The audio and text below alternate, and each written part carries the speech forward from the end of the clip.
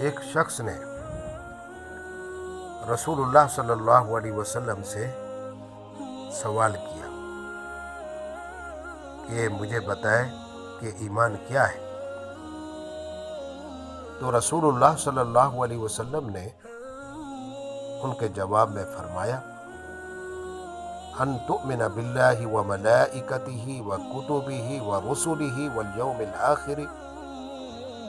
وان تؤمن بالقدر خیرہ وشرہ، کہ ایمان یہ ہے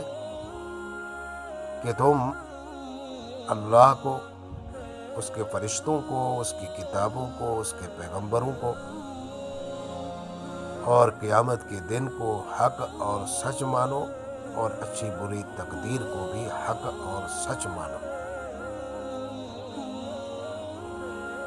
تو مسلمان اور مومن بننے کے لیے ان تمام چیزوں کو حق اور سچ ماننا ضروری ہے۔ اسی کو ایمان کہتے ہیں کہ وہ چیزیں جو ہم نے دیکھی نہیں ہیں، جو ہمیں نظر نہیں آتی، جو ہمارے عقل اور حواس سے مابنا ہے، ان چیزوں کے بارے میں اللہ کے